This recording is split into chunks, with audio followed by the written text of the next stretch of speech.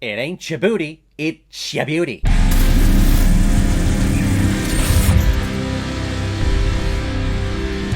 Friday After Next, released in 2022 and is directed by Marcus Raboy, who's also directed the feature-length film Janky Promoters. And this film is starring Ice Cube, Mike Epps, John Witherspoon, Don D.C. Curry, Anna Marie Hosford, Clifton Powell, and Terry Crews. And the reason why we're talking about Friday After Next today is because it was a PayPal recommendation and donation from a longtime contributor and supporter of this channel. He has already recommended the first two entries in this Friday franchise, and I think this is the last one. I don't think there's another one, so completing out the trilogy today, Dr. Camp, thank you again for the great recommendation and your continued support and sending over movies that I definitely have never even heard of before or haven't seen. You're expanding my movie viewing experience, so thank you very much. If anyone else out there also wants to be like Dr. Camp and help support me and contribute to this channel, you can select the QR code that's in the bottom left corner of your screen right now.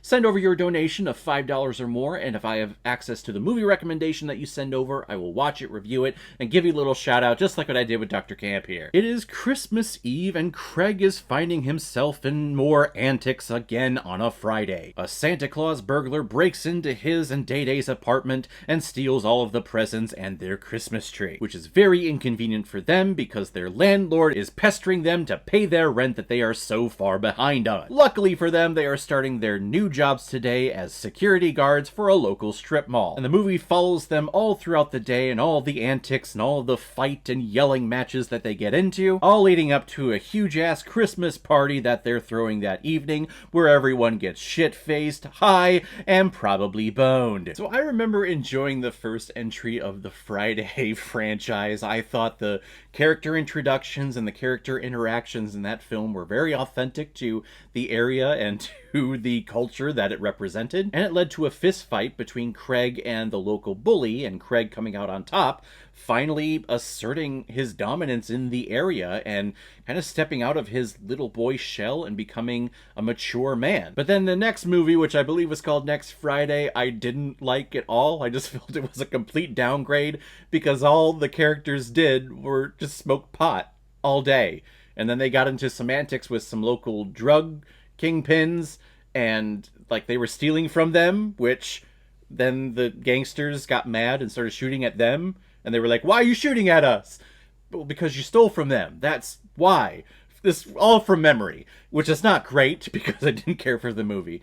And then we have this one that I definitely like more than the second installment of this franchise. Definitely not better than the first, but this one does have a little bit more heart, and I think the interactions between Craig and Day-Day in this film are just a lot more complimentary of each other than they were in the second entry. Plus, it's a Christmas movie. I'm more forgiving about Christmas movies because it's all about the spirit, right? It's all about the Christmas spirit in all of those. So if they're constantly yelling and threatening of beating someone up or threatening to, you know, have their way with some random woman walking by the strip mall, I guess you're a little bit more forgiving of it.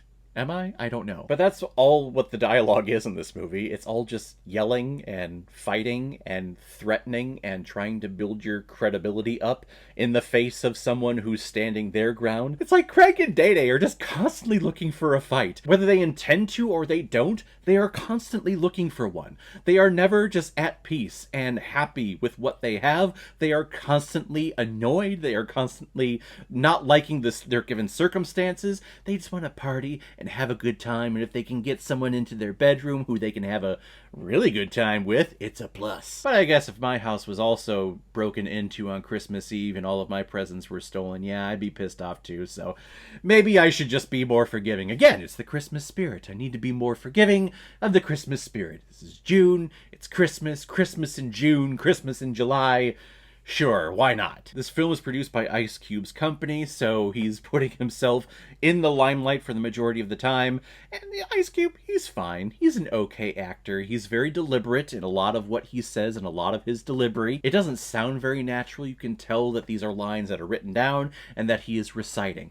He is getting better. I know I made that comment in the first Friday entry, and he is getting better here with his performance, but it still feels like it's a little forced or it's a little stiff. He just needs to loosen up a little bit. Smoke some of that pot that you always have on your person in all of these movies, right? It'll put you at ease. From what I hear. I don't know. There is one performance in here, and actually I'll probably amend that and say there's two performances in here that I really liked and I was really enjoying every time that they were on screen. One is Terry Crews. Terry Crews, he plays Damon, who is a homosexual. He is the son of their landlord. He is invited over to their party, and he is constantly looking for an ass to pound. And then at the party, he goes into the bathroom where Money Mike, who is a local pimp and runs his own like little boutique shop in the strip mall where you can definitely tell he's pimping out some hoes. Damon goes into the bathroom to sexually assault Money Mike, and how Money Mike he's portrayed, he's kind of like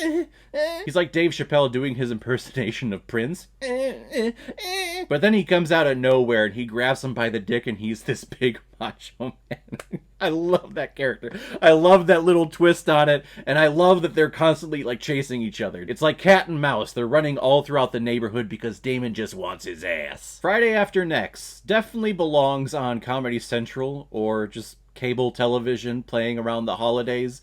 It's not a movie that I would ever like go out of my way to go see at a theater or own it on physical media. This is something that, yeah, if it's on TV, yeah, I'll have it playing maybe in the background and be doing something else. It's not the greatest, but it's definitely an improvement from the second entry. I'm gonna give Friday After Next 2.5 out of 5 Blu-rays. I found that if you have a goal, that you might not reach it. But if you don't have one, then you are never disappointed. And I gotta tell you, it feels phenomenal. So guys, if you've seen Friday After Next, what did you think about it? What is your ranking of all the Friday films in this franchise? Whatever you thought, comment below and let me know what you thought about it. And as always, if you like what you see here, if you like my take on movies, then hit the subscribe button and make sure you hit that bell. See you the next time I release my next movie review. So guys, I will see you next time on the channel, but in the meantime, be well, be good to each other, and go watch a movie. Take care, guys.